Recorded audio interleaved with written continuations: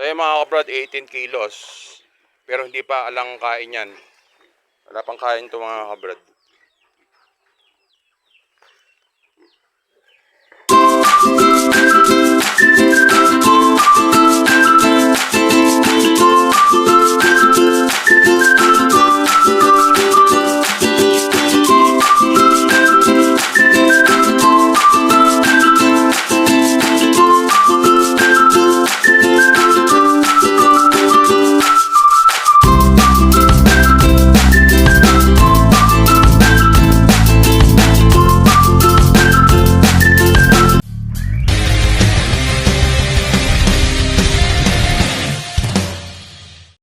Isang napakagandang umaga muli sa ating lahat. Nandito tayo ngayon sa ating mini farm para mag-spray tayo ng clear out.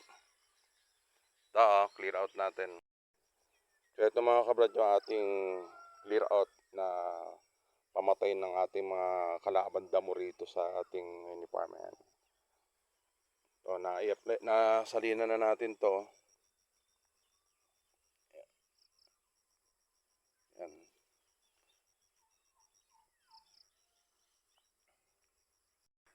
To bubugahan natin to mga kabrad yan para hindi na sila magsulputan yan. Para makatipid tayo sa ayan, ano natin, kaka-grass cutter. Ayan.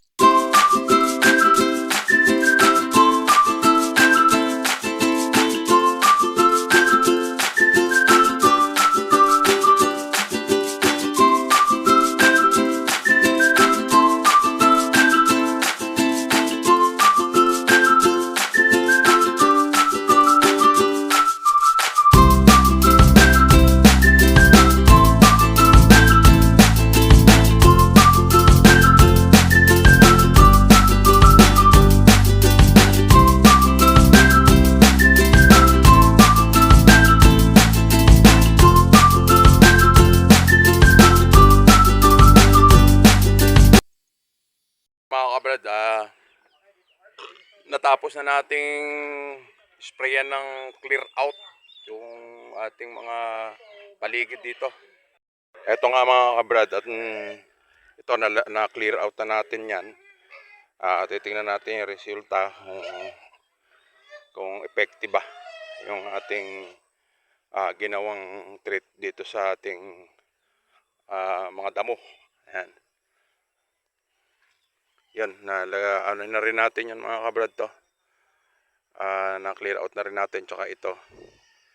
Ngayon, kung nagiging maayos at malinis at wala na siyang damo, siguro, yun. Pero doon, nakapagtanim na tayo ng patola doon mga kabrad. Yan, yung may mga tulos na yan na sana, yun nga, tumubo. Pero diniligan na natin ngayon, dinamay na natin doon, nilinis lang muna natin yung spray natin, tsaka natin diniligan. Pating ito sa ginagawa nating kubo, okay na clear out na rin to para laging malinis. Ito. So yan, i-clear out na rin natin mga kabrad yun. Yan, paikot. Tsaka yun, i-clear out rin natin yung malinis na yon para yung damo na sumusupling hindi na magtuloy. Yan. Tapos mga kabrad, titimbang lang tayo mga kabrad ng baboy kung ilan ang timbang ng ating mga crossbreed. Kasi may nagtatanong parang gustong bumili. Tingnan natin mga kabrad. Ilagay nyo muna mo sa sako. Sa sako nyo, tapos titimbangin. Isakto mo yan sa Nakakalimutan namin mga kabrad yung timbangan talaga namin na disabit. Ngayon dito lang namin na titimbangin kasi ang timbang naman nito hanggang 20 kilos. Ito naman tingin ko rito nasa mga 15 to 17 kilos lang ito.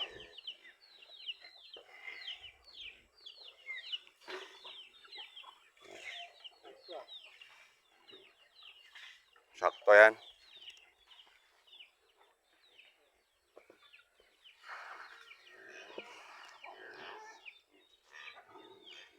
Ako kuha ka rin.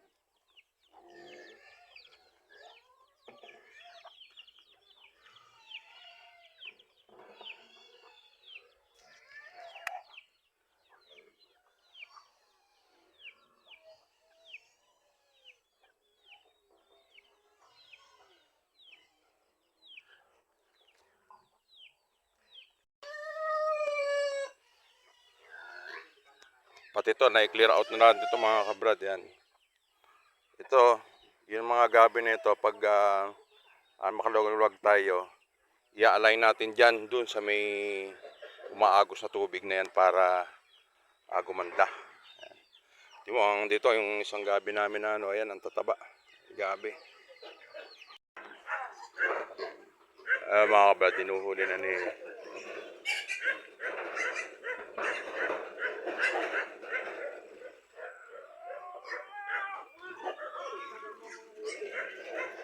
may nasi magana. Ayan, sige. Ayan. Oo. Ayun. Ayan, nahuli na. Ganun lang ang mga yan, diskarte. Tapos talian nyo muna dyan, talian nyo muna. Kahit alambre yung alambre. Ayan, talian lang muna ng alambre. Itimbangin lang natin to mga kabrad kung gaano na timbang.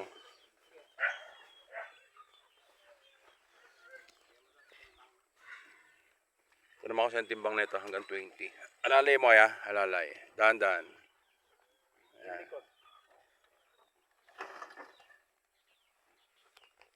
Um, 17. Yan. Okay, pa. 18. Sige, mo huwag mong yan, itaon mo nga 17, mga 18. Yan. Halos 18 mga kabrad. 18 kilos. Hindi pa yun yung pinakamalaki well, no? Sige, may pawalan mo na. 18 kilos mga kabrad. May saglit lang. Sige. Para ma-picturean ko dun sa Teka lang ibalik mo. So yung mga kabrad, 18 kilos. Pero hindi pa alang kain yan. Wala pang kain to mga kabrad.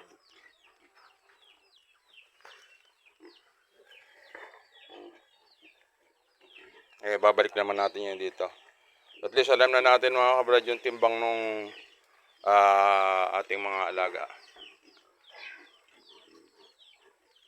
Halos naman sila mga kabrad, pantay-pantay. Sige.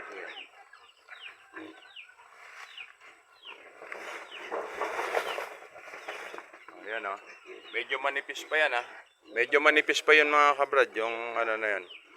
Nasa mga 90 na pala halos, pa 20. Itong ating mga alaga. Ito. So yun yung timbang natin ngayon mga kabrad dito. Ang bilis ng nila. Nung nakaraan linggo lang, tinimbang natin to almost 15 kilos. Ngayon, nasa 18 na sila. 18 kilos. Pantay-pantay. Pero dito mga kabrad, binukod na natin dito yung barako natin. Nandun na sa kabila. Inano na natin. Kaya ito, bali kukuha lang tayo rito ng 3 inahin. Tapos, o kahit 2 lang. Tapos, iano na natin. Dispatcha na. Okay.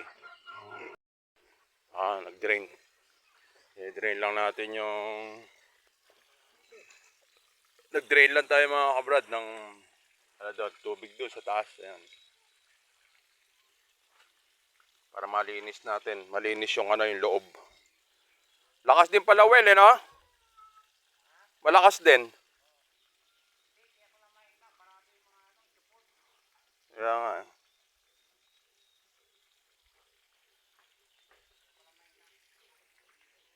Okay mga kabrad. At yun nga, nakapag-clear out na tayo ng mga damo.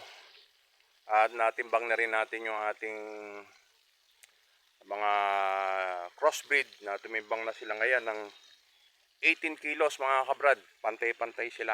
Kaya okay. Maganda yung naging paglaki nila. Okay. Largo na tayo mga kabrad. Muli, maraming salamat. God bless po sa atin lahat.